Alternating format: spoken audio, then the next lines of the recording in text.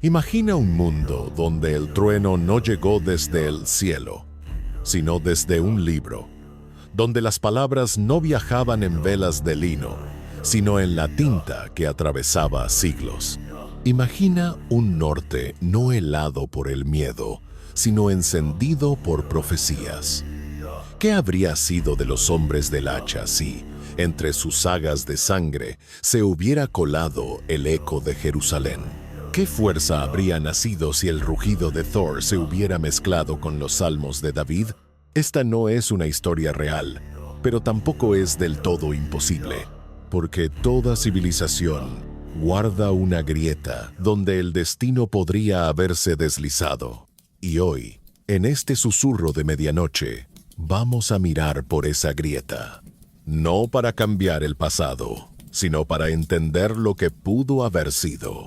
Y quizás lo que aún pueden hacer en ti. Los vikingos no eran lectores, eran vividores. Leían el cielo, el mar, el músculo del enemigo, el olor de la tormenta. Leían el futuro en la expresión del rival y el presente en la vibración del acero. Y sin embargo, tenían algo sagrado, el respeto por la palabra hablada, porque sabían que lo que se dice pesa, y lo que pesa transforma. En su mundo, una promesa era más fuerte que un castillo, y una historia bien contada era más temida que una espada. Por eso los escaldos eran intocables, porque poseían la memoria del mundo, no la escrita. La ardiente, la que viaja de boca en boca como un fuego que no se apaga.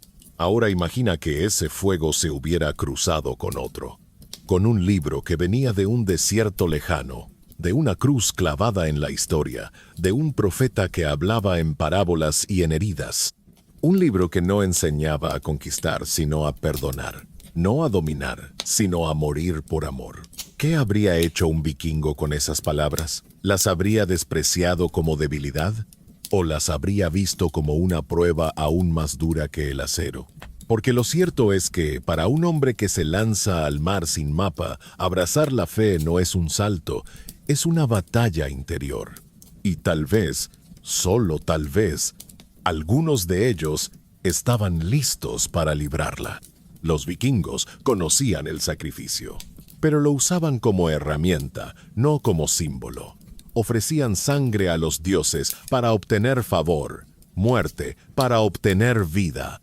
Era una lógica transaccional, brutal, pero clara. En cambio, la Biblia hablaba de un sacrificio que no pedía nada a cambio, uno que no negociaba, que entregaba sin esperar. ¿Qué mente podría procesar eso en una cultura donde todo se ganaba con fuerza? ¿Qué corazón habría osado amar a un enemigo sin exigir reparación? Aquí es donde el cruce de caminos se vuelve fascinante, porque ambos mundos, el vikingo y el bíblico, compartían algo esencial: la convicción de que el mundo es una prueba, una forja, una guerra invisible, donde el alma se decide a cada paso.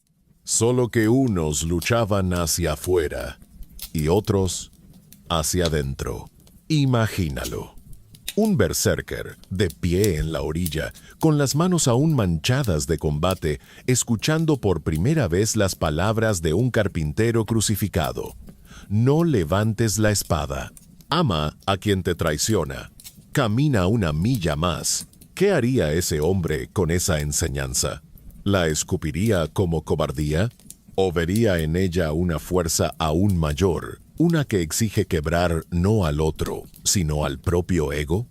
Porque tal vez el acto más valiente no sea matar, sino no hacerlo cuando puedes. Tal vez el guerrero más temido no sea el que conquista tierras, sino el que domina su propio corazón. Hubo un tiempo en que las rutas del norte y del sur se rozaron. Comerciantes, monjes, viajeros extraviados. Esos encuentros no fueron siempre de sangre. Algunos compartieron pan, otros palabras, y en esas palabras puede que una semilla cayera en el suelo más improbable, el alma de un vikingo.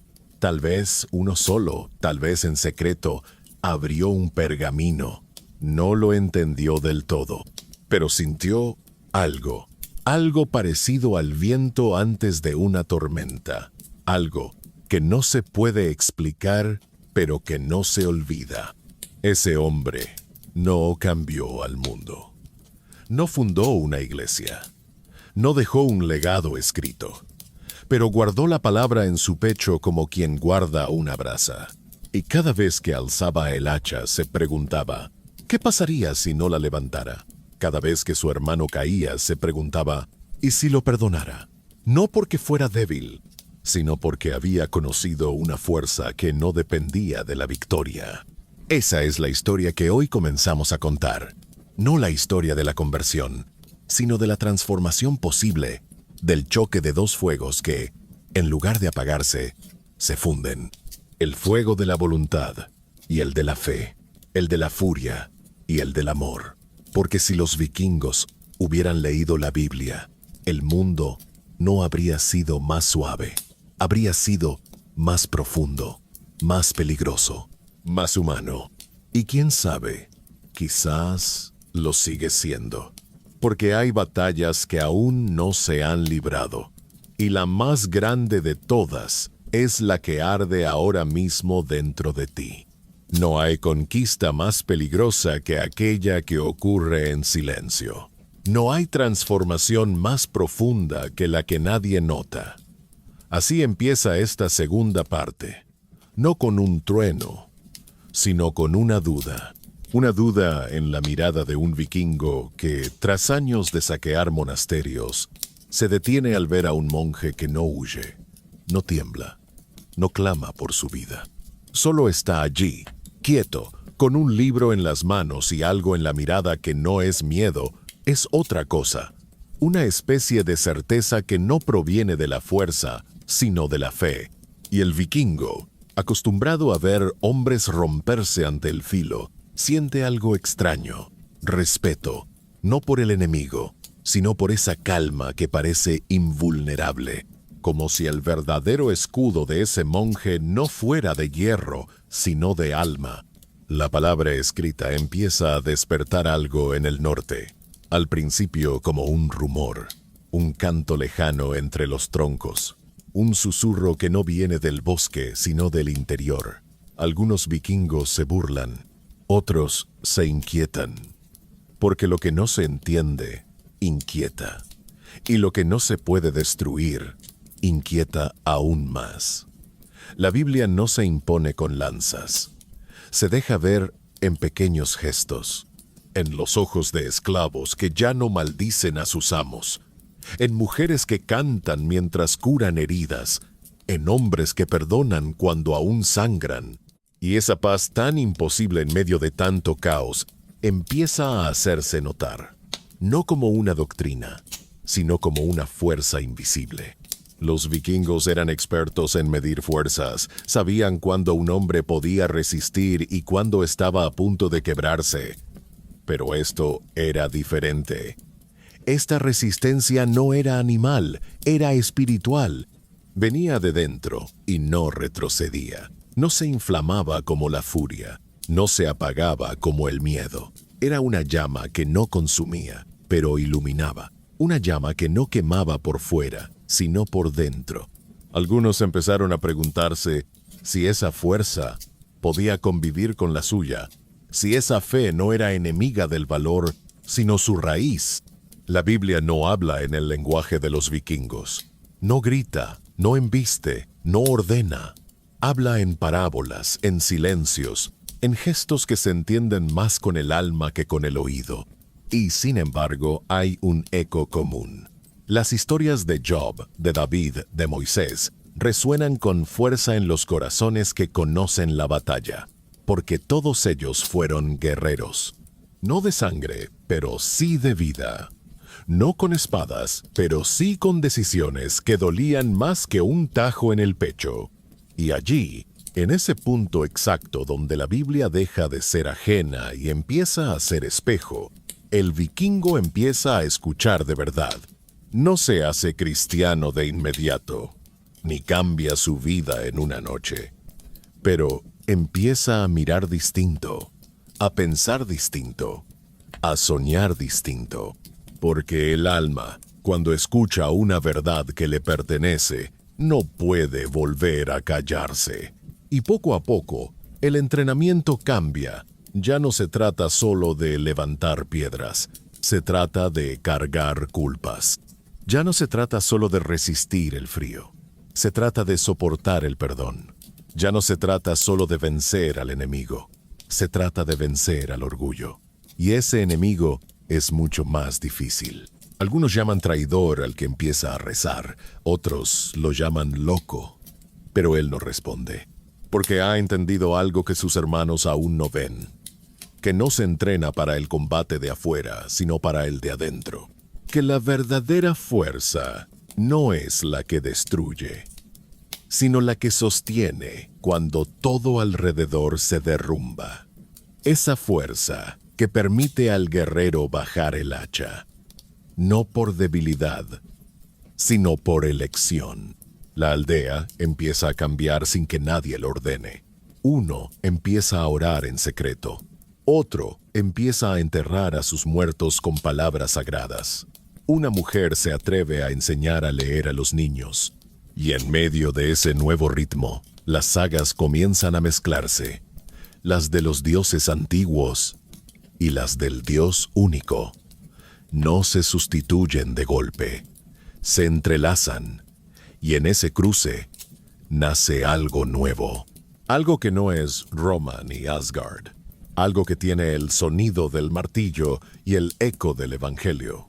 Algo que no sabemos nombrar, pero que vibra como verdad. El escudo de los vikingos cambia. Ya no es solo madera y hierro. Es también una frase que repiten como si fuera un conjuro. Aunque camine por valle de sombra, no temeré. Y eso los hace más temibles que nunca. Porque ahora no luchan por oro, ni por honra, ni por fama. Luchan por algo que no se puede tocar. Y quien lucha por lo invisible no se detiene fácilmente. El mundo los mira con desconfianza. Los llama herejes. Los llama bestias que han leído mal el libro. Pero ellos no responden, porque saben que su interpretación no es teológica, es vivida. No buscan templos, buscan sentido. Y lo encuentran en la mezcla, en la tensión, en el conflicto de ser dos cosas al mismo tiempo: guerrero y creyente, destructor y constructor, hombre de guerra y hombre de fe. Y es ahí, justo ahí, donde la historia empieza a cambiar. Porque cuando el hacha y la cruz se miran sin odio, algo despierta. Algo que no necesita imposición ni dogma. Algo que solo ocurre cuando el alma reconoce otra alma. Incluso si vienen de mundos opuestos. Así terminamos esta segunda parte. Con un guerrero que no ha dejado de serlo, pero que ha empezado a luchar por otra causa. Con un hombre que ya no grita a los dioses, sino que los escucha. Con una llama que no arde en el bosque, sino en el pecho. Y con una pregunta que flota en el aire como un salmo entre los cuervos: ¿puede un vikingo seguir siéndolo, incluso después de conocer el amor? No todo se decide en la paz. Algunas revelaciones solo llegan cuando el suelo tiembla, cuando el acero canta y la sangre mancha el frío. Los vikingos sabían de batallas. Era su escuela, su idioma, su forma de comprobar quién era quién. Pero había algo que empezaba a moverse en el fondo del corazón de algunos. Una pregunta persistente, incómoda, extraña. ¿Y si esta batalla no fuera la que importa? ¿Y si el verdadero enemigo no estuviera enfrente, sino dentro? Fue en un campo del norte, bajo una niebla espesa, donde un grupo de guerreros se preparaba para lo de siempre. Armaduras de cuero, escudos redondos, hachas que habían probado más carne que madera. Y sin embargo, uno de ellos no miraba al enemigo, miraba al cielo, y no con rabia, sino con una mezcla de nostalgia y esperanza, como si allí arriba hubiera una voz, como si entre los gritos de guerra pudiera escucharse otra cosa, una promesa, un consuelo, una advertencia. Ese guerrero llevaba colgada al cuello una pequeña cruz de madera, tallada con torpeza, oculta bajo su capa de piel. No era cristiano, aún no, pero tampoco era el mismo de antes. Había leído fragmentos de ese libro prohibido, lo suficiente para saber que en sus páginas no se hablaba de conquistas ni de riquezas, sino de almas, de heridas invisibles, de batallas internas. Y cada vez que levantaba su hacha, sentía el peso de esa cruz, no físico, espiritual, como si ya no pudiera golpear con la misma furia, como si la violencia tuviera ahora un eco que lo alcanzaba por dentro. La batalla comenzó. Gritos, barro, golpes, cuerpos, todo como siempre, pero para él ya no era igual. Cada enemigo era un rostro, cada rostro una historia. Y por primera vez en su vida, dudó antes de matar. Dudó antes de rematar a un hombre herido. Dudó cuando vio a un niño temblando detrás de una lanza rota, porque la Biblia le había enseñado algo que ningún entrenamiento vikingo podía ofrecer, que incluso en el combate hay lugar para la compasión, que incluso en el fragor hay un espacio para la elección. Al terminar, regresó a la aldea en silencio, no con la euforia de la victoria, sino con la inquietud de quien ha visto demasiado. Se sentó junto al fuego y no habló. Solo cerró los ojos y escuchó. Y entre el crepitar de la leña volvió a oír esas palabras que no lo dejaban en paz. Ama a tu enemigo. Bendice a quien te maldice. Ora por quien te persigue. En un mundo como el suyo, eso era una locura. Pero en su interior empezaba a parecerle verdad. La cruz no reemplazaba al martillo. Aún no, pero empezaba a pesar más. Y ese peso no era carga, era guía, era ancla, era dirección. Porque ahora, cuando se perdía en la oscuridad de su ira, había algo que lo devolvía. Algo que le recordaba que ser fuerte no es lo mismo que ser justo. Que resistir no es solo soportar el dolor, sino también evitar causarlo cuando puedes. Que la victoria no siempre está en el cuerpo tendido, sino en el corazón, que decide no convertirse en bestia. Algunos comenzaron a notarlo. Decían que estaba cambiando, que ya no luchaba como antes, que sus movimientos eran más contenidos, más medidos, pero también más precisos, más humanos. Y eso los confundía, porque el cambio profundo siempre desconcierta. No sabían si respetarlo o temerlo, y él no explicaba. Porque hay cosas que no se explican, se viven, se demuestran, se encarnan. Y así fue como esa cruz, pequeña, tosca, imperfecta, comenzó a aparecer en otros cuellos. No por moda, no por obediencia, sino por inspiración. Porque cuando alguien se atreve a cambiar desde dentro, sin gritarlo, sin imponerlo, solo viviéndolo, otros lo siguen. Y aunque no entiendan todo, sienten que algo verdadero está ocurriendo. Algo más fuerte que el miedo, más antiguo que el mito, más real que el poder. La Biblia no reemplazó a las runas. No borró los cantos ni las historias de los antepasados, pero empezó a convivir con ellas, a abrir un nuevo espacio. Uno donde el guerrero podía seguir siéndolo, pero con un nuevo propósito. Ya no se trataba de destruir, sino de proteger, de defender, de sostener, de perdonar.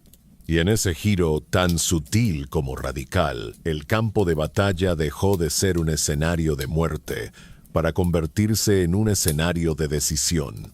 Porque toda batalla es una decisión. Cada golpe, cada palabra, cada gesto. Y cuando decides desde la conciencia, entonces estás librando la verdadera guerra. Así cerramos esta tercera parte. con un vikingo que aún lucha pero que ya no lo hace solo por gloria, con un guerrero que empieza a entender que el enemigo más difícil no sangra, pero se esconde en el pecho, y con una cruz que no se alza como bandera, sino que se esconde bajo la piel como una semilla que un día romperá el hielo. Al norte del norte, donde el sol apenas roza el horizonte y el frío no es un clima sino una forma de vida, creció un niño con el rostro endurecido antes de tiempo.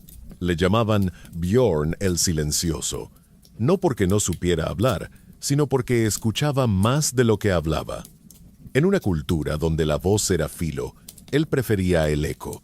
Donde otros se hacían hombres a gritos, él se hacía sabio en la quietud. Su padre era herrero, su madre curandera. Su destino, como el de todos, estaba tallado en hacha, cicatriz y humo. Pero un día, ese niño encontró algo que no se esperaba. Una página arrancada, un pedazo de pergamino sucio, doblado dentro de una bolsa de cuero. No entendía todo, pero una frase lo atrapó como si fuera un anzuelo lanzado desde el mismísimo cielo. Bienaventurados los que lloran, porque ellos serán consolados. Nunca había pensado que llorar pudiera ser bienaventurado. En su aldea, llorar era señal de debilidad, algo que se enterraba bajo la nieve y los dientes apretados. Pero esa frase no lo soltaba. Le daba vueltas en la cabeza mientras ayudaba a su padre a forjar espadas. Le ardía en el pecho cuando veía a su madre sanar al enemigo sin preguntar por qué. Algo en esa frase lo hacía sentir que había otro tipo de fuerza, una que no brillaba como el acero, pero que pesaba igual. Y fue entonces cuando empezó a buscar más. Bjorn no sabía leer del todo, pero alguien en la aldea sí. Un monje cautivo que no había querido escapar. Decía que su Dios le había dicho que se quedara, que allí había propósito. Muchos lo tomaban por loco, otros por inútil. Pero Bjorn lo observaba, y cuando nadie miraba, se acercaba con preguntas.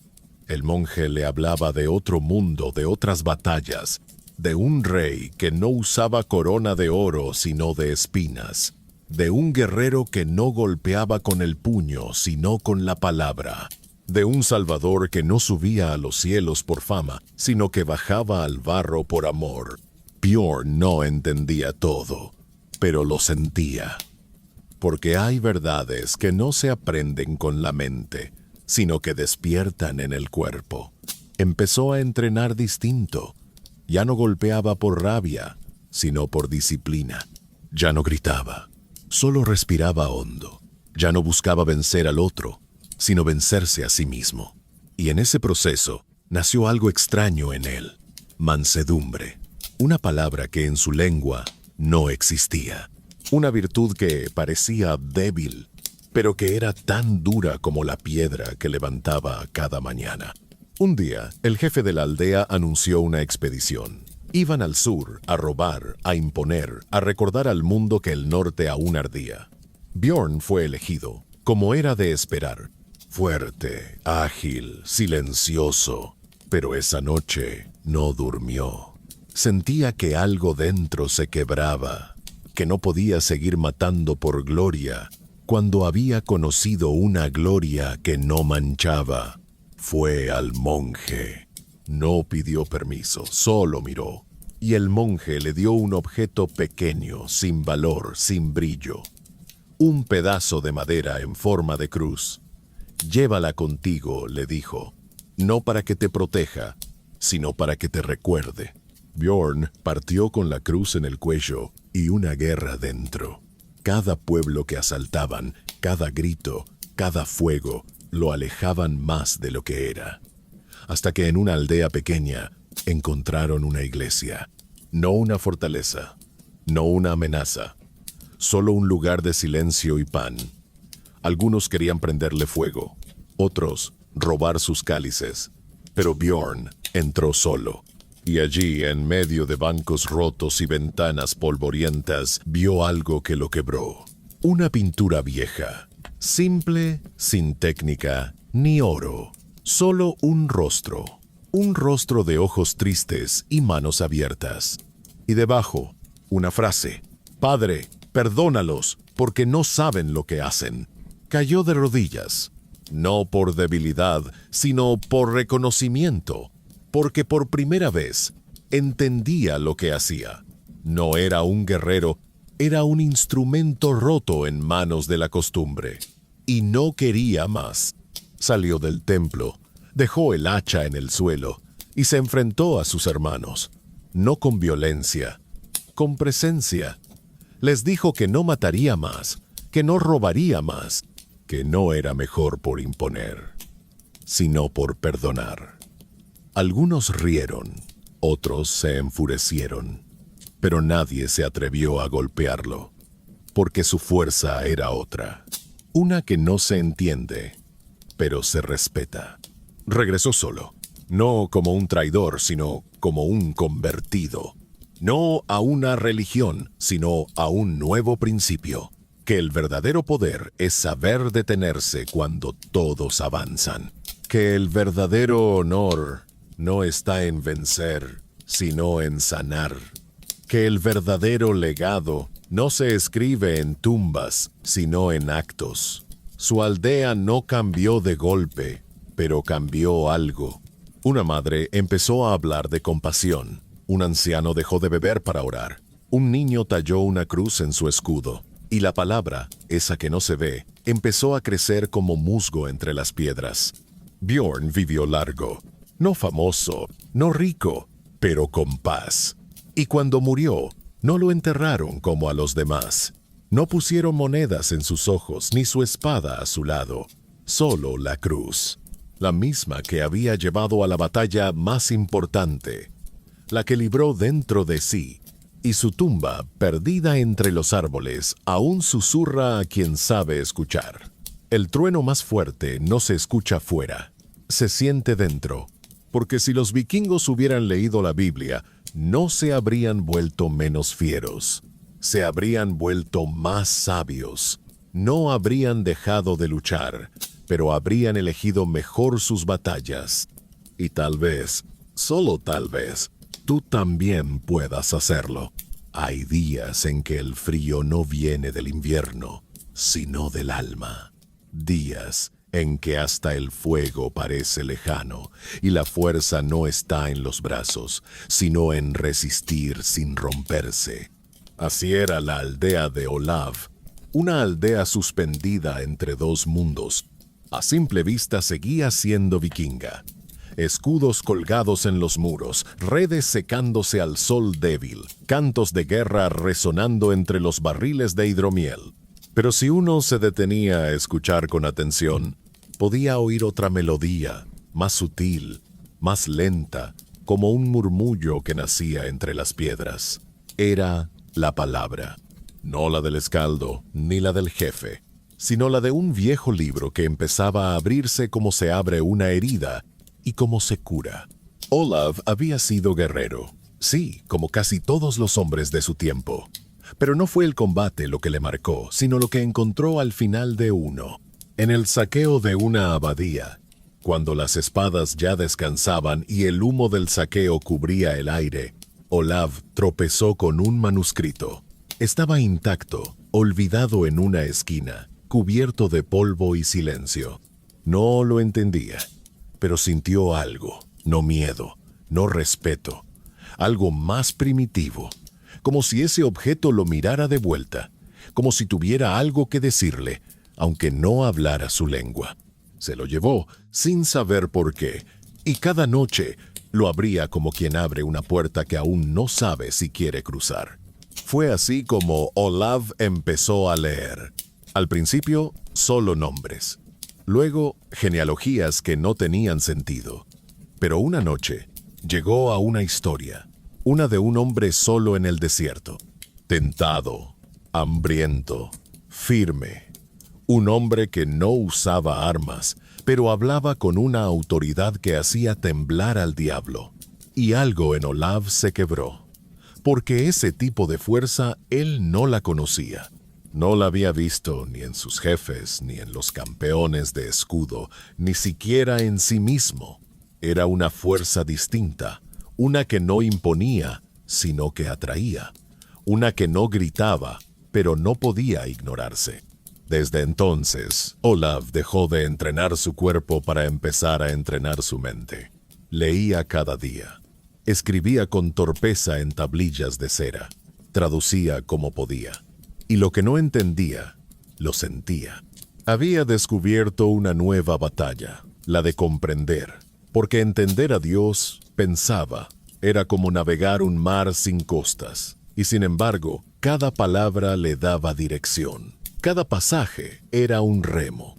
Cada historia, un viento a favor. Pero Olav no quería quedarse solo con eso. Quería compartirlo. No como misionero, sino como hermano. No como profeta, sino como testigo. Y entonces empezó a enseñar. A niños, a mujeres, a viejos. Les mostraba letras, palabras, símbolos. No imponía nada, solo ofrecía. Y poco a poco, la aldea cambió. Las noches se llenaron de voces que ya no contaban solo hazañas, sino parábolas. Los escudos comenzaron a llevar grabadas frases, no órdenes, preguntas, no amenazas, promesas. Los jefes se molestaron. ¿Qué era esa nueva moda? ¿Por qué la gente empezaba a mirar más a Olav que a ellos? ¿Por qué los jóvenes repetían palabras que no eran nórdicas, pero que resonaban más fuerte que cualquier canto de guerra? Uno de ellos, Harold, el más orgulloso, fue a confrontarlo. Le preguntó si había abandonado sus raíces, si ahora creía en cuentos del sur, si prefería a un dios crucificado antes que al trueno de Thor. Olav no se defendió, no atacó. Solo respondió con una historia. Le habló del hijo pródigo, de cómo un padre no castiga, sino que espera, de cómo el amor, cuando es verdadero, no necesita imponerse, solo estar. Harold no entendió del todo, pero se fue en silencio, porque algo de esa historia le tocó una parte que él creía dormida. Y esa noche soñó con su padre, no con sus golpes, con su abrazo. Mientras tanto, la palabra crecía, ya no como susurro, sino como río. En la herrería se leían salmos, en la plaza se recitaban proverbios. No todos creían, pero todos escuchaban. Y en ese escuchar, algo cambiaba. Porque las palabras verdaderas no convierten de golpe, pero sí transforman de fondo, como el agua que no rompe la piedra, pero la esculpe con paciencia. Y un día ocurrió lo impensable. Olav fue invitado al consejo, no como guerrero, no como sabio, como lector, como portador de una voz nueva. Y allí, en ese círculo donde antes solo se hablaba de conquistas, se escuchó por primera vez una pregunta que parecía venir de otro mundo. ¿Y si la grandeza no se mide por el poder, sino por la compasión? No todos asintieron. Algunos rieron, otros se fueron, pero unos pocos se quedaron. Y esos pocos bastaron. Olav envejeció sin temor. Murió sin gloria externa. Pero su tumba, sencilla, hecha de madera y tierra, se convirtió en sitio de peregrinación, no por milagros. Por ejemplo, porque había sido el primero en usar la palabra como escudo, la Biblia como brújula, la fe como fuerza. Y hoy, siglos después, su historia aún viaja, no como saga, sino como semilla. Porque si los vikingos hubieran leído la Biblia, habrían aprendido que no hace falta renunciar al valor para abrazar la ternura, que la fortaleza no siempre se muestra en la batalla, sino en la escritura, que el hacha enseña a defender, pero la palabra enseña a construir. Y tú, que aún tienes ambos entre tus manos, ¿qué vas a levantar hoy? Los barcos vikingos nacieron para conquistar, Eran largos, estrechos, veloces como una idea antes del arrepentimiento. Su sombra en el horizonte era suficiente para que aldeas enteras huyeran sin preguntar. Aquellos dragones de madera tallada no traían diplomacia, traían decisiones. Traían acero, fuego y la certeza de que el mundo solo se conquista cuando se navega sin miedo. Pero ¿qué habría pasado si esos mismos barcos hubieran llevado otra carga? ¿Y si en vez de asaltar monasterios hubieran fundado hospitales? ¿Y si en vez de robar libros sagrados los hubieran leído y compartido?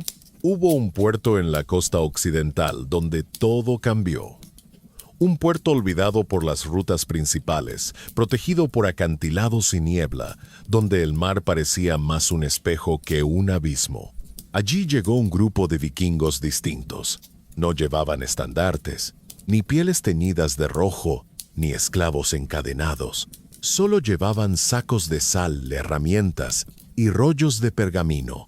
Los aldeanos no sabían si huir o acercarse. Pero algo en la forma de desembarcar los detuvo. No gritaban, no empujaban.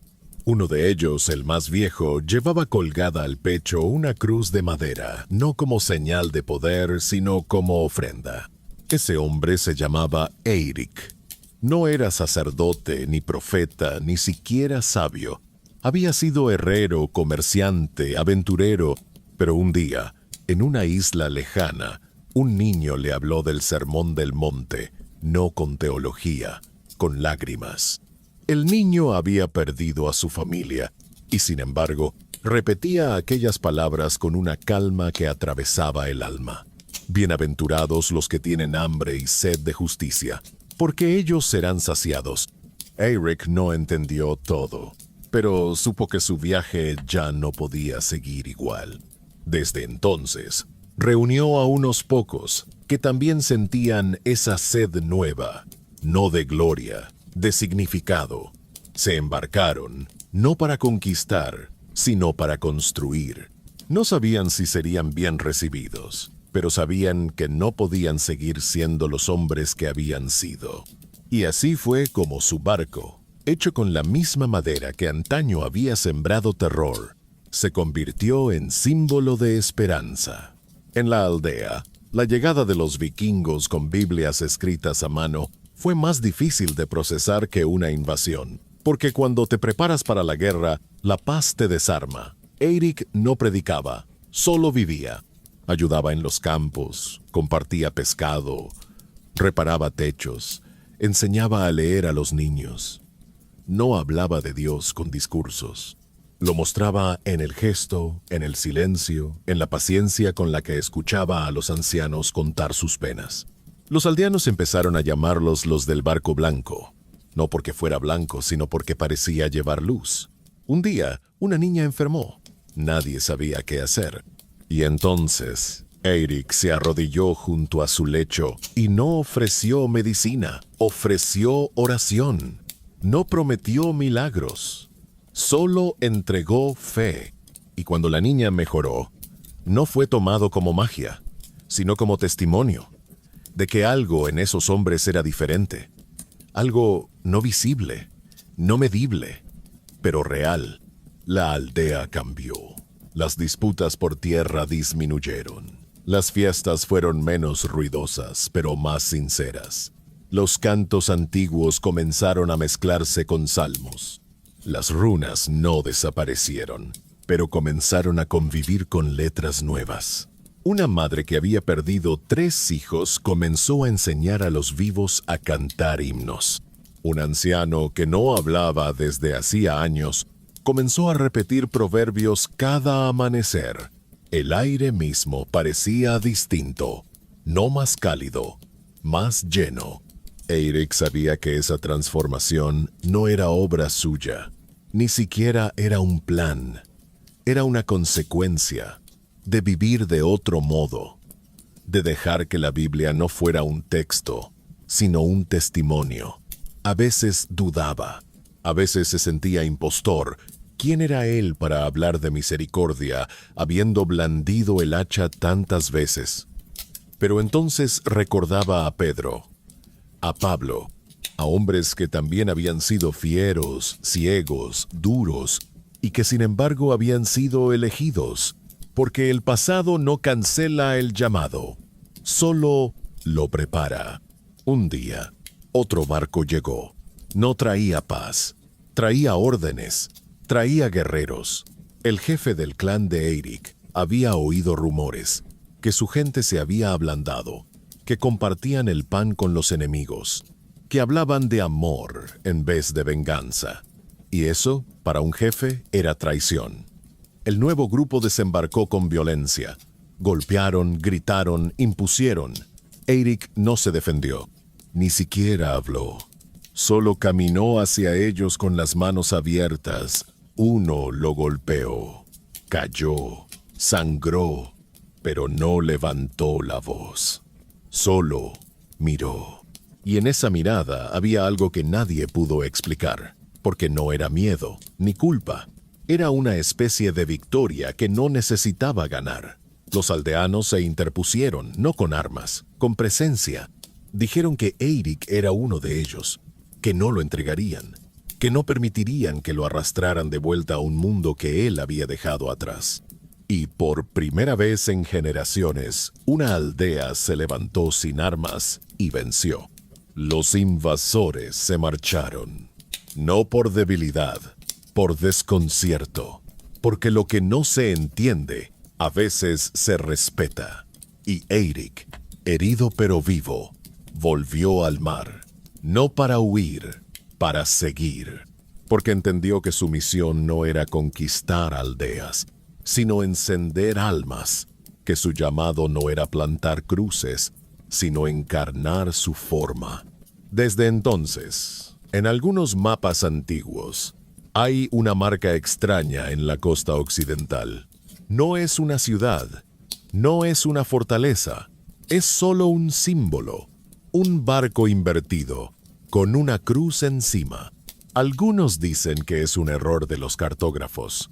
Otros saben que es la señal de una aldea donde, por primera vez, los vikingos navegaron hacia el interior. Porque si los vikingos hubieran leído la Biblia, habrían descubierto que el viaje más largo no se hace por mar, sino por dentro. Que la conquista más gloriosa no es la de un continente, sino la del propio corazón. Y que el único barco que nunca se hunde es aquel que lleva esperanza. Había una historia que los vikingos no podían comprender. Una historia que no encajaba en sus sagas, ni en sus códigos, ni siquiera en su intuición más primitiva de lo divino. No era la historia de la creación, ni del diluvio, ni siquiera la de Moisés abriendo el mar con un bastón. Era la historia de un hombre que murió colgado, no de un árbol para alcanzar sabiduría como Odín, sino de una cruz, entre ladrones, maltratado, escupido, desnudo ante el mundo. Un Dios que no usó rayos ni truenos, que no convocó ejércitos celestiales, que no aplastó a sus enemigos, sino que los perdonó mientras sangraba. Esa historia los desconcertaba más que cualquier profecía, porque en el norte, los dioses eran fuertes o no eran nada. Un dios débil era un dios muerto. Pero este no era débil, solo que su fuerza era otra. Una fuerza que no se imponía, que no gritaba, que no mataba. Una fuerza que se dejaba herir. Y eso, para un vikingo, era locura o milagro. Aquel invierno fue el más duro que recordaba la región.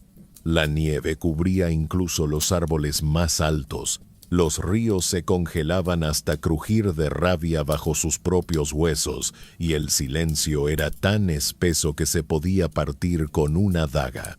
En esa estación brutal nació una comunidad entre las montañas, formada por antiguos guerreros que habían colgado el escudo para tomar el arado. No porque renegaran de su pasado, sino porque habían entendido que había otro modo de luchar, y era cultivando vida donde antes solo había fuego. A la cabeza estaba Ingrid, una mujer alta, con cicatrices en los brazos, una frente amplia, y la mirada de quien ha visto morir a sus hijos, y aún así ha elegido no odiar. Se decía que cuando hablaba, hasta los lobos detenían su marcha, no por miedo, por respeto. Ingrid no predicaba con palabras, lo hacía con decisiones. Cuidaba a los huérfanos, escuchaba a los moribundos, alimentaba al forastero. Nunca hablaba del cielo, pero todos sabían que su fuerza venía de más arriba.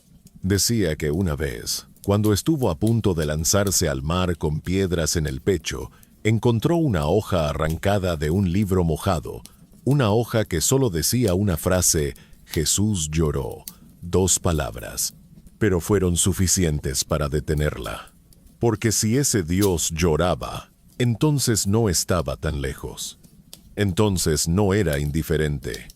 Entonces no solo veía, también sentía. En esa comunidad nadie era mejor que nadie.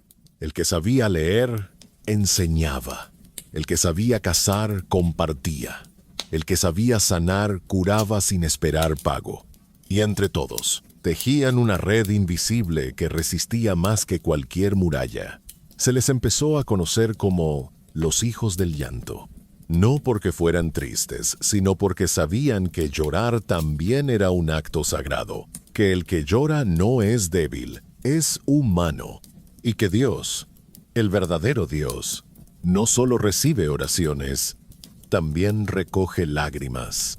Un día llegó un grupo de exiliados, hombres y mujeres expulsados por sus propios clanes, por negarse a luchar, por renunciar a la venganza, por citar a un profeta crucificado en lugar de invocar a los dioses del trueno. Llegaron hambrientos, helados, con la dignidad colgando de un hilo. Pero Ingrid no preguntó, solo abrió los brazos, y en ese gesto, más fuerte que cualquier espada, les devolvió algo que habían perdido hacía tiempo: pertenencia. Entre esos exiliados estaba Leif, un joven que había crecido en una familia de escaldos, entrenado para la palabra más que para el combate. Pero cuando sus versos comenzaron a llenarse de parábolas, sus hermanos lo acusaron de traición. Fue su madre quien lo ayudó a huir, con un único consejo: canta lo que el alma no puede callar. Y eso hacía. Cada tarde, frente al fuego, recitaba pasajes bíblicos mezclados con cantos del norte, y el efecto era como una tormenta suave. Nadie podía explicar por qué lloraban, pero lloraban, y al llorar, se sanaban. Leif unió lo sagrado y lo ancestral. Cantó el Salmo 23 como si fuera una saga. Narró la pasión de Cristo como si fuera el combate más brutal y valiente de todos los tiempos. Habló de un Dios que no dominaba el mundo, pero lo abrazaba, que no vengaba, pero redimía. Y en sus palabras, los vikingos comenzaron a ver otra clase de héroe, uno que se deja atravesar, pero no se rompe, uno que cae para levantar a todos, uno que muere para que otros vivan. No todos aceptaban esa visión. Algunos se fueron. Dijeron que eso no era fe, era debilidad decorada. Pero quienes se quedaron sabían algo que los demás aún no podían ver: que la verdadera fuerza no está en resistir el dolor, sino en usarlo para abrazar a otros. Que el guerrero más grande no es el que no cae, sino el que se levanta y lleva también al herido. Que el grito más fuerte puede ser un susurro. En esa comunidad, los niños crecían aprendiendo las historias de Abraham junto a las de Ragnar. Las madres enseñaban los proverbios de Salomón al lado de los consejos de sus abuelas. Los escudos seguían colgados, pero ya no eran para el combate. Eran símbolos de lo que se había superado. Y cada uno tenía pintada una palabra: perdón, esperanza, fe, amor. No como dogmas, como destinos. Y fue entonces, en medio del invierno más cruel, que ocurrió el milagro que nadie esperaba. Un grupo de antiguos enemigos llegó a la aldea. No armados, no hambrientos, curiosos. Habían oído hablar de los hijos del llanto. Querían saber por qué esa gente, que podía haber buscado venganza, elegía en cambio la misericordia. Y cuando llegaron, No encontraron templos, ni altares, ni reglas. Solo encontraron un lugar donde se podía ser humano sin miedo, donde nadie era perfecto, pero todos eran perdonados, donde el Dios más venerado también lloraba. Leif los recibió con un canto, no uno de triunfo, uno de paz. Ingrid les ofreció pan, y el más viejo de los forasteros, que no había comido en 3 días, dijo que ese era el pan más sagrado que había probado en su vida. No porque alimentara su cuerpo, sino porque le devolvía algo que pensaba perdido para siempre: la fe en la bondad. Así se cerró ese invierno. No con una victoria, con una alianza. No con sangre, con pan compartido. No con templos erguidos, con vidas restauradas. Porque si los vikingos hubieran leído la Biblia, habrían descubierto que el Dios más fuerte no es el que domina desde el cielo, sino el que baja a la tierra y se atreve a sentir. Que el dolor no es debilidad, es materia prima de la redención. Y que tal vez, solo tal vez, las lágrimas también son una forma de oración. Había una vez una aldea donde los fuegos nunca se apagaban del todo. Incluso en verano, las chimeneas seguían vivas, respirando como viejos dragones dormidos. No por frío, por costumbre, porque allí el fuego no era solo calor, era memoria, era lugar de reunión, era altar sin nombre. En esa aldea, cada familia guardaba sus brasas como quien guarda una reliquia. No se encendía desde cero. Se heredaba, se cuidaba, se pasaba de madre a hija, de padre a nieto, como el pulso del linaje. Allí vivía Thora, una mujer nacida en el crujido de una tormenta. Su pelo era rojo como el hierro recién forjado, su voz baja y firme como una corriente subterránea. Nadie sabía bien qué edad tenía. Algunos decían que era joven, otros que era eterna. Lo cierto es que parecía llevar siglos escuchando, sin emitir juicios, solo recogiendo historias, no de héroes, de personas, de errores, de segundas oportunidades.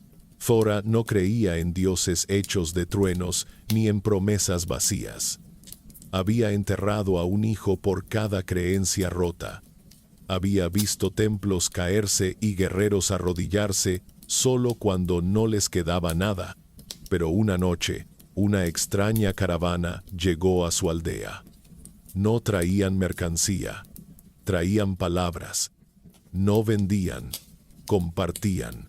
Y entre sus pergaminos había uno que hablaba de un arbusto que ardía sin consumirse, de un fuego que no quema, pero transforma. Ella alzó una ceja. Eso no podía ser. En su mundo, todo lo que ardía se deshacía. Todo lo que brillaba terminaba muriendo. Pero ese relato insistía, que el fuego de Dios era distinto, que no destruía, revelaba. Durante semanas, Thora no pudo sacarse esa imagen de la cabeza. Un arbusto que arde sin perderse. Un fuego que habla. Un fuego que dice tu nombre y te llama a salir de donde estás. No entendía cómo podía ser eso posible, pero algo en su pecho, dormido hacía años, empezó a encenderse. Fue entonces cuando tomó una decisión impensable.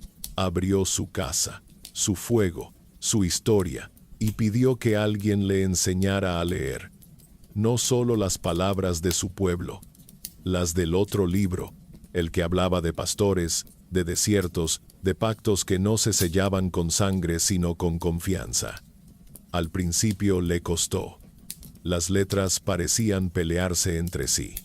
Los significados escapaban como humo, pero ella era paciente, porque había aprendido que todo lo importante arde antes de asentarse.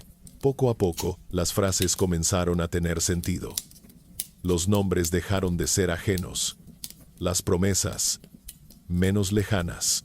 Y una noche, al leer que el Espíritu de Dios se manifestaba como llamas sobre las cabezas de los hombres, sintió que su propio fuego interior se alzaba.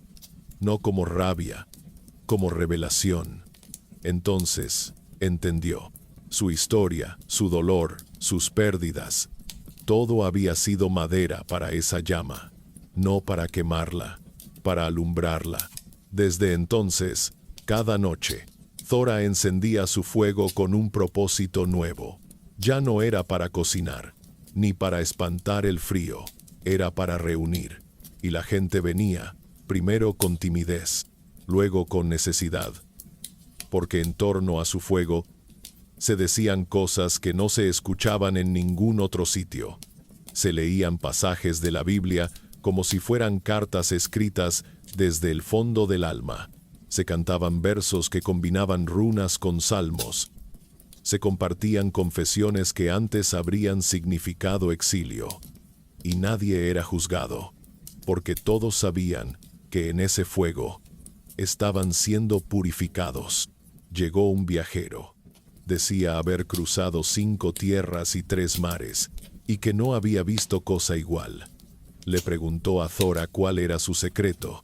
Ella solo respondió que cuando el fuego deja de ser arma, se convierte en palabra, y que cuando la palabra se pronuncia con verdad, incendia lo que tiene que morir y calienta lo que merece quedarse. El viajero quiso quedarse, y con él llegaron otros, algunos buscando perdón, otros solo descanso, y unos pocos, propósito. La aldea se llenó de rostros nuevos, de preguntas antiguas, de posibilidades imposibles. Y aunque las autoridades vikingas miraban con recelo, no podían negar que algo bueno estaba ocurriendo. Que donde antes había alcohol, ahora había oración. Que donde había gritos, ahora había cantos. Que donde había venganza, ahora se tejían mantas para el invierno. Thora no quiso templos. Dijo que el fuego era suficiente, porque la llama, como la fe, no se encierra, se alimenta, se cuida, se comparte, y su fuego, aquel que venía de generaciones, ahora era más vivo que nunca. No por tradición, por transformación. Entonces ocurrió algo extraño. Una sequía. Largas semanas sin lluvia. Los ríos se encogían. Las cosechas temblaban. El miedo regresó. Algunos pensaron que era castigo por haber dejado a los dioses antiguos. Pero Thora los reunió junto al fuego y no pidió sacrificios. No invocó truenos.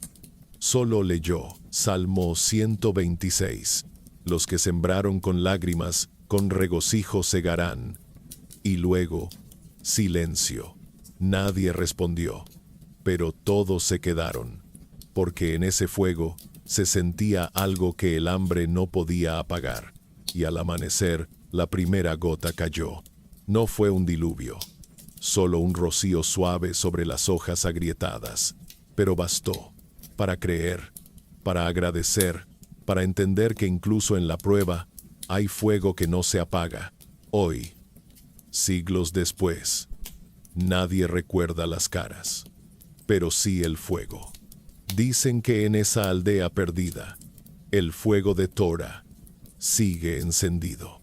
Que cada vez que alguien se sienta frente a una llama con el alma rota, ella está allí, no con palabras nuevas, con una sola certeza, que cuando el fuego es palabra, todo se transforma. Porque si los vikingos hubieran leído la Biblia, habrían descubierto que la llama no siempre destruye, a veces revela, a veces purifica, a veces consuela, y que el verdadero milagro no es que el fuego arda, sino que lo haga sin consumirnos. En las tierras del hierro dormido, donde los glaciares tallaban valles con la lentitud de los dioses, y las montañas parecían mirar al mundo desde la eternidad, se alzaba un salón de madera negra, tan antiguo que los cuervos lo evitaban por respeto. Lo llamaban la Casa del Juicio. Allí, durante siglos, se habían decidido los destinos de hombres y clanes, no con leyes, sino con sangre, no con testigos, sino con heridas. Si uno robaba, perdía una mano. Si uno traicionaba, perdía el cuello. La justicia era rápida, fría y sin memoria. Nadie la cuestionaba, porque todos temían ser el siguiente. Pero esa tradición milenaria estaba a punto de enfrentar algo que ni el filo más afilado podía cortar: el perdón. La historia comenzó con un crimen. Una noche oscura, un joven fue hallado muerto a las afueras de la aldea. Nadie oyó nada, nadie vio nada. Solo un cuerpo helado, una familia rota y un pueblo clamando justicia. El acusado fue Sigurd, un herrero que años atrás había abandonado la guerra por la lectura. Desde que había leído los evangelios, su martillo solo golpeaba hierro, no carne. Decía que prefería forjar herramientas que armas. Pero el muchacho muerto era hijo de un jefe, y alguien tenía que pagar. Lo arrastraron hasta la casa del juicio. Lo ataron a una columna de piedra. Le exigieron confesión. Él no gritó, no negó, solo pidió una cosa: que se le permitiera hablar antes del veredicto. Fue una petición extraña. Nadie hablaba antes de su castigo, pero los ancianos, quizás por intriga, quizás por respeto a su padre muerto, accedieron. Entonces Sigurd, con las manos atadas y la mirada limpia, comenzó a hablar. No de sí mismo, de un hombre crucificado, de un juicio injusto, de testigos falsos, de silencio asumido por amor. Les habló de un momento en la historia donde no ganó la verdad, pero sí la redención. Donde el inocente fue castigado para que los culpables pudieran ser libres. Y luego se detuvo. El salón enmudeció. El fuego crujía. Las antorchas parpadeaban, pero nadie hablaba, porque algo en esas palabras los había atravesado. No era una defensa, era una entrega. No pedía ser salvado, ofrecía otra forma de ver, otra forma de juzgar. El consejo pidió deliberar. Salieron al exterior, rodeados por un pueblo dividido. Algunos querían sangre, otros respuestas. Pero entre todos se alzaba una pregunta que ninguno se atrevía a pronunciar en voz alta. ¿Y si él dice la verdad? ¿Y si, por una vez, estamos a punto de castigar a quien carga con la verdad? Mientras esperaban, una mujer se abrió paso entre la multitud. Era la madre del joven muerto. Nadie la miraba. Nadie quería escuchar su llanto. Pero ella caminaba recta, como si su dolor la sostuviera. Entró sola en la casa del juicio. Se paró frente a Sigurd. No preguntó, no insultó, solo le pidió mirar sus ojos. Él sostuvo su mirada, y en ese silencio cargado de todo, algo se rompió, no en ella, en el pasado. Porque entendió, sin palabras, que ese hombre no le había quitado a su hijo, pero que podía ayudarla a no perderse a sí misma. Entonces ocurrió lo impensable. Ella habló. Frente a todos, dijo que no quería venganza, que no exigía castigo, que si su hijo había muerto, no sería en vano, que la muerte de uno no debía engendrar la de otro, que el ciclo debía romperse, no con fuerza, con decisión, y que ella, la que más derecho tenía a odiar, elegía perdonar. Las palabras pesaron más que cualquier martillo. Algunos no entendieron, otros se burlaron, pero la mayoría bajó la cabeza, porque sabían que acababan de presenciar algo sagrado, no un milagro, una revolución interior. El consejo volvió. No dictaron sentencia, dictaron cambio. Anunciaron que, por primera vez en generaciones, no habría muerte, que la culpa no se juzgaría solo con castigo, sino con comprensión, que la verdad no se mediría solo por lo visible, sino por lo que se siente al cerrar los ojos. Sigurd fue liberado, no con gloria, con silencio. Caminó fuera del salón, sin mirar atrás. y al llegar a su hogar, encendió el fuego, no para celebrar, para recordar que ese día el juicio no lo salvó el perdón. La aldea no fue la misma. La casa del juicio fue cerrada. En su lugar se construyó un círculo abierto de piedras, donde se contaban historias, se leían pasajes y se dejaba espacio para la duda. Ya no se dictaban veredictos, se ofrecían caminos. La Biblia comenzó a circular como nunca, no como doctrina, como espejo, porque los vikingos entendieron que ese libro no venía a domarlos, venía a mostrarles quiénes podían llegar a ser. Muchos no cambiaron, otros regresaron a sus viejos modos, pero unos pocos, los suficientes, comenzaron a escribir una nueva historia, donde el juicio no era sentencia, era oportunidad, donde la justicia no se cobraba con hachas, se construía con actos, y así, en una tierra donde todo se resolvía por la espada, se alzó un nuevo poder, más afilado, más duradero, más temido por los tiranos. El perdón, porque si los vikingos hubieran leído la Biblia, habrían aprendido que juzgar no siempre requiere castigo, que la justicia sin amor se convierte en tiranía, y que el alma más fuerte es la que puede sostener el dolor del otro sin devolverlo.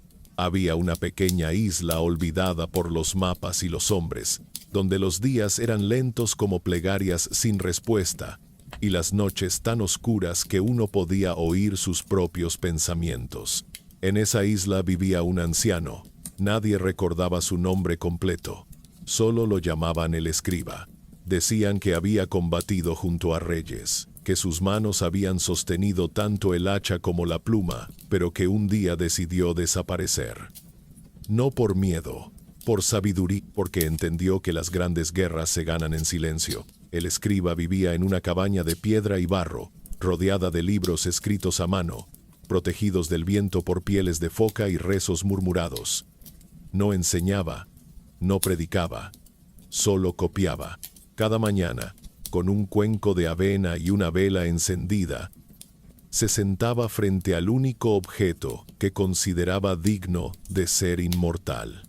Una Biblia traída por navegantes del sur, vieja, maltratada, manchada de sangre, pero entera. La copiaba con lentitud, como si cada letra fuera un juramento. No lo hacía por religión, lo hacía por redención, porque alguna vez en su juventud había quemado libros como ese, y ahora, con la calma del arrepentido, devolvía al mundo lo que le había quitado. Un día llegó un niño, no en barco, a nado, medio muerto, aferrado a un trozo de madera y a una palabra que había oído en la aldea antes de escapar: misericordia. El escriba lo cuidó sin hablar, le preparó sopa, le curó las heridas, le dio abrigo. Cuando el niño preguntó su nombre, él solo respondió: soy quien escribe lo que no debe olvidarse. Durante semanas no se dijeron mucho, pero el niño observaba. Y un amanecer, se atrevió a preguntar qué significaban esas palabras extrañas que llenaban los pergaminos. El escriba sonrió, no con la boca, con los ojos, y comenzó a enseñarle, letra por letra, verso por verso, sin prisa, como si supiera que estaba sembrando algo que no vería florecer, pero que crecería profundo. El niño aprendía rápido, como si su alma recordara, como si esas palabras ya vivieran dentro de él y solo necesitaran ser despertadas. Cuando leyó el pasaje del hijo pródigo, lloró sin entender por qué. Dijo que se sentía como ese hijo, pero que no sabía si su padre lo esperaría. El escriba no respondió, solo puso una mano sobre su hombro, porque a veces el gesto es más verdadero que la frase, y porque él también había sido hijo, pródigo, perdido, buscado. Una noche, mientras leía en voz alta la historia de David y Goliat, el niño preguntó por qué Dios elegía a los pequeños para hacer cosas grandes. El escriba se detuvo, bebió un sorbo de agua y dijo: porque el corazón, cuando es sincero, siempre pesa más que el acero. Esa frase quedó grabada en la madera de la mesa, como tantas otras que nacían de la mezcla entre la escritura y la experiencia, porque el escriba ya no copiaba solo la Biblia, la vivía, y el niño no solo aprendía letras, aprendía otra forma de ser fuerte. El tiempo pasó, las estaciones se doblaron sobre sí mismas, y un día la isla fue descubierta por un grupo de comerciantes que huían de una tormenta. Encontraron al escriba viejo, delgado como una rama seca, pero con la mirada más viva que nunca. Preguntaron qué hacía allí. Él no habló de misiones ni de castigos, solo mostró sus manuscritos, y uno de los comerciantes, sin saber por qué, se arrodilló. No por fe, por respeto, porque entendió que ese hombre, en su exilio, había construido algo más sólido que cualquier fortaleza: memoria. Los comerciantes se llevaron una copia de la Biblia, la compartieron con otros, y así comenzó a circular un texto que no imponía, que no exigía, pero que tocaba. Pasó de mano en mano.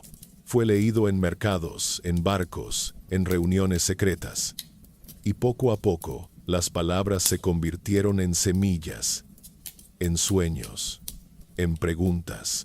Los guerreros empezaron a cuestionar. Los jefes comenzaron a escuchar. Los esclavos aprendieron a leer. Y en muchas aldeas, por primera vez, la fuerza no se medía por la capacidad de dominar, sino por la capacidad de renunciar.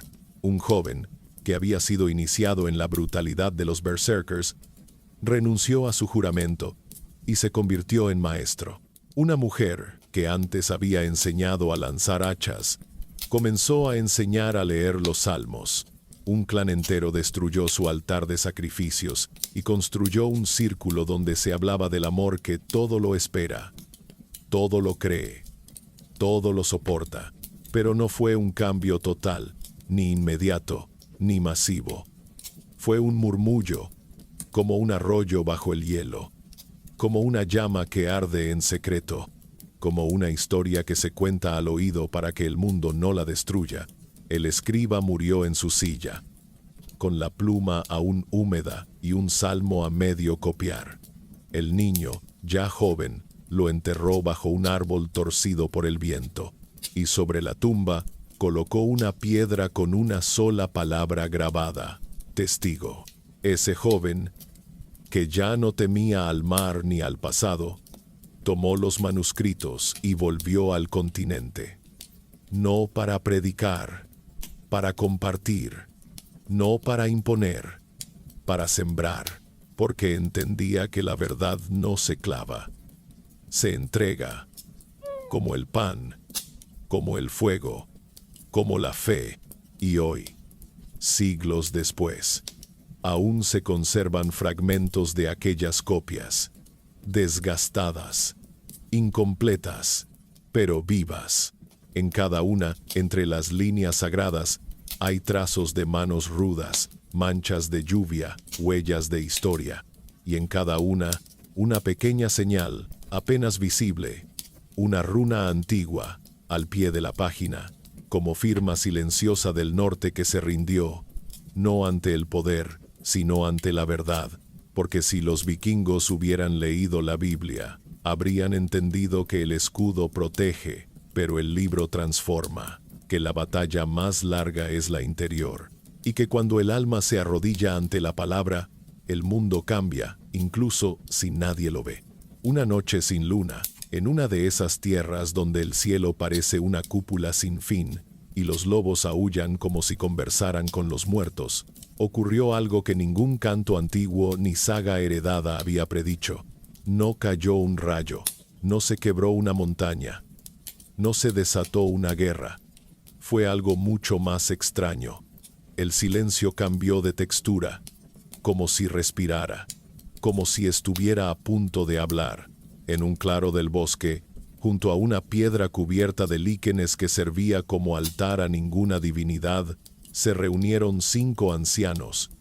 No eran sacerdotes, ni jefes, ni líderes tribales. Eran los últimos portadores de memoria viva. Cada uno representaba una generación que había sobrevivido al hierro, al hambre, a la venganza y a la traición. Y esa noche se reunían no para decidir, para comprender. Tenían frente a sí un objeto que les resultaba familiar pero ajeno. Un libro, no tallado en piedra, no escrito en piel de cabra, con símbolos nórdicos. Era una Biblia, vieja, con las esquinas dobladas y algunas páginas sueltas. La habían encontrado dentro de una caja enterrada bajo un roble, junto a los restos de un hombre con una cruz de madera entre los dedos. No sabían su nombre, pero sabían que había querido dejar algo. No oro, no armas, palabras. Durante horas, los ancianos la leyeron, en voz baja, en voz alta, en susurros y en tramos completos. Uno de ellos, ciego, repetía de memoria los pasajes que los otros le dictaban, y algo comenzó a cambiar en sus rostros. No se suavizaban, se encendían, no lloraban. Pero algo en sus ojos decía que lo que leían no era nuevo, solo olvidado. Uno de ellos, el más joven, se atrevió a decir que las palabras del libro le recordaban a su abuelo, que antes de morir decía que el poder sin compasión era como una espada sin empuñadura. Otro recordó una vieja canción de cuna donde se hablaba de un pastor que protegía a su rebaño con la voz, no con el garrote.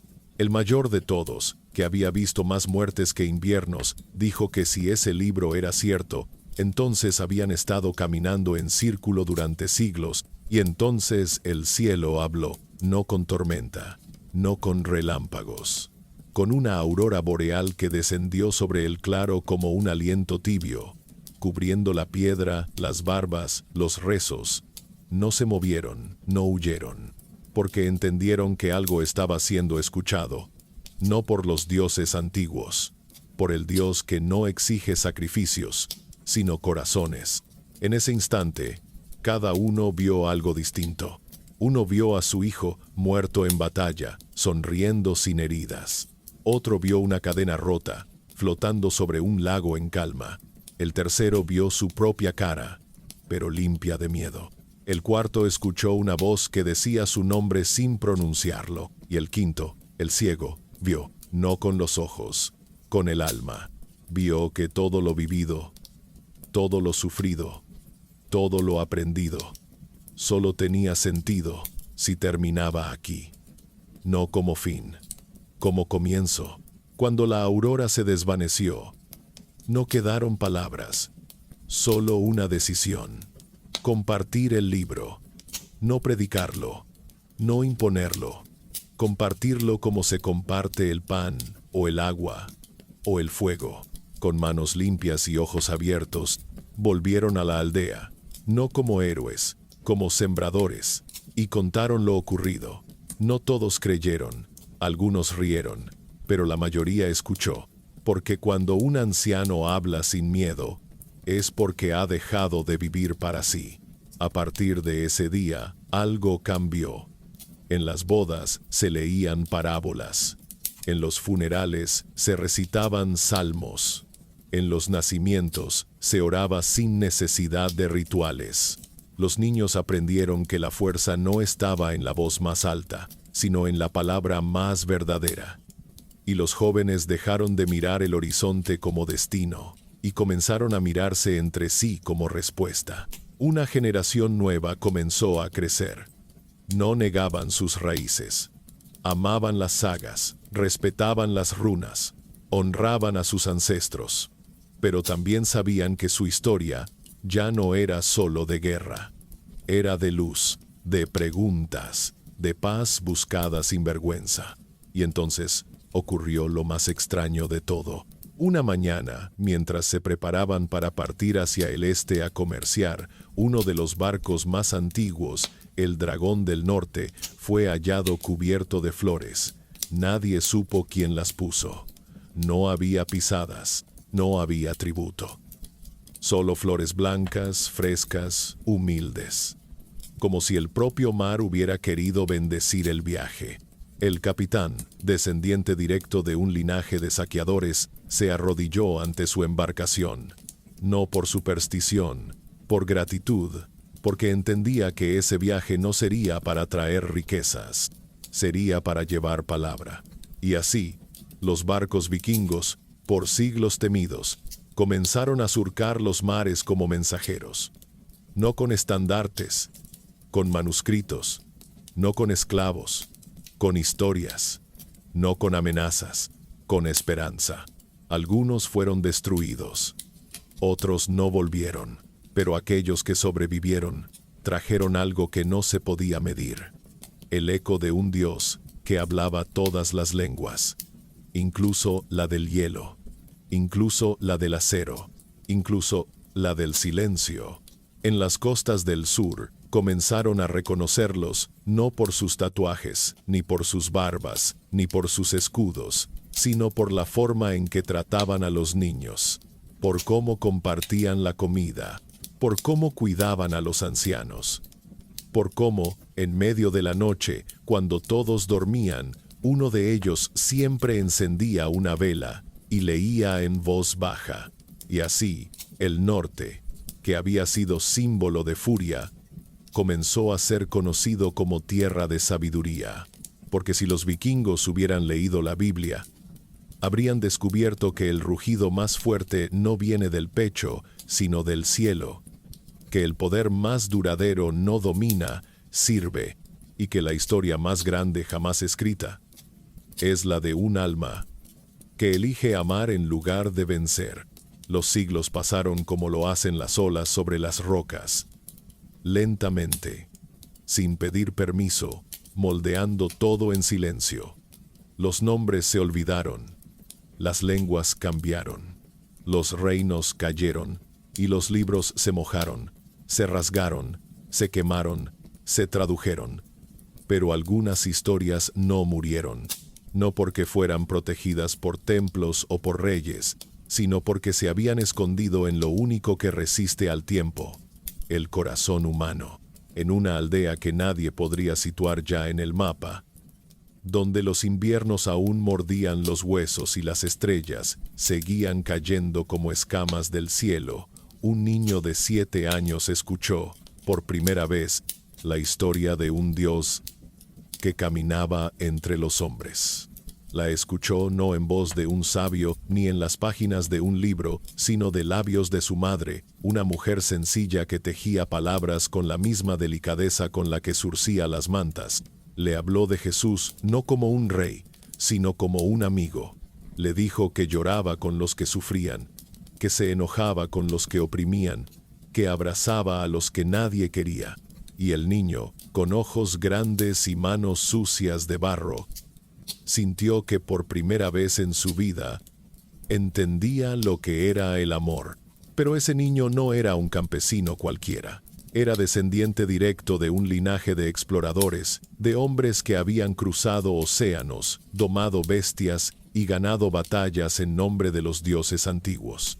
En su sangre latía la tormenta. En su alma, sin embargo, comenzaba a florecer la paz.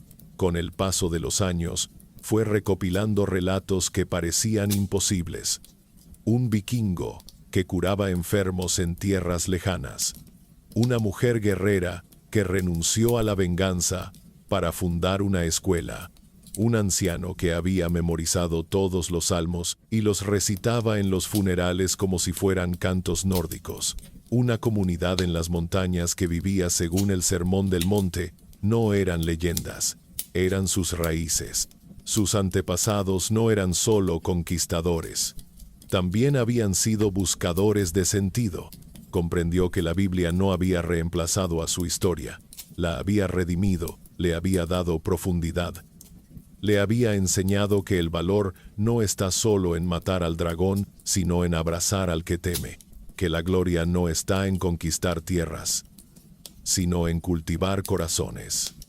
que el fuego no solo quema, también ilumina. El joven se convirtió en navegante, pero no de los mares, de la palabra. Viajaba de aldea en aldea, no para imponer verdades, sino para recoger fragmentos de una historia más grande que todos. Cada canción, cada oración, cada cicatriz compartida, era parte de un evangelio que no estaba escrito en pergaminos, sino en miradas. Una noche, en un puerto donde las barcas dormían como niños cansados, encontró a un anciano sentado junto al agua. Tenía la piel cuarteada por el salitre y los ojos perdidos en el horizonte. Le ofreció pan. El anciano sonrió. Dijo que lo único que deseaba era que el mundo aprendiera a mirar como se mira el mar, con respeto, con humildad, con asombro, porque solo quien reconoce su pequeñez ante lo inmenso puede recibir sabiduría.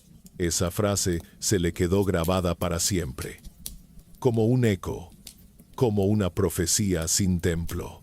Con el tiempo, fundó una biblioteca, no de piedra, de madera, de viento, de voces. No almacenaba libros, almacenaba historias vivas, gente que llegaba, contaba, lloraba, sanaba, se leía en voz alta, se rezaba sin liturgia, se discutía sin odio. Era un lugar donde los vikingos modernos, esos que ahora llevaban botas y no escudos, podían reconciliarse con su pasado, porque no se trataba de borrar, se trataba de comprender. Un día, llegó un niño con una pregunta. ¿Quién es más fuerte, el que golpea o el que perdona? El joven, ahora ya mayor, no respondió de inmediato. Caminó hasta el mar, miró el horizonte, y dijo: depende. Si el que golpea no conoce otra forma, tal vez es fuerte. Pero si el que puede golpear elige perdonar, entonces ha conquistado algo más grande que cualquier enemigo. La pregunta corrió como viento entre los asistentes. Y esa noche se reunieron todos en torno al fuego, no para debatir, para recordar que alguna vez, hace siglos, hubo un pueblo que creyó que la fuerza era rugido, pero que luego aprendió que también podía ser susurro. Y en ese fuego, como en cada rincón donde se enciende una llama para compartir y no para destruir, renació la posibilidad. Porque si los vikingos hubieran leído la Biblia, el mundo habría temido menos sus espadas y admirado más su alma. Habrían seguido siendo vikingos, con su amor por el mar, por las historias, por la música ruda y el pan oscuro. Pero ya no habrían saqueado altares, habrían construido puentes, no habrían cantado solo a la muerte gloriosa, habrían celebrado la vida transformada. Porque no se trata de elegir entre el norte o el cielo, se trata de recordar que también hubo un carpintero, en otra parte del mundo, que hablaba con la misma fuerza con la que callaba el trueno. Y ese carpintero, si hubiera llegado a las costas de Escandinavia, no habría pedido templos, ni ejércitos, ni rituales. Solo habría dicho: sígueme, y tal vez, los vikingos lo habrían seguido. Tal vez habrían entendido que la verdadera conquista es la del propio corazón. Tal vez habrían escrito nuevas sagas, donde el héroe no muere por honor, sino que vive por amor. Y tal vez, en las piedras aún frías del norte, hoy se encontrarían palabras como estas: bienaventurados los que hacen la paz, porque ellos serán llamados hijos de Dios. Silencio y el eco del fuego. Firmado, Sueño Sabio.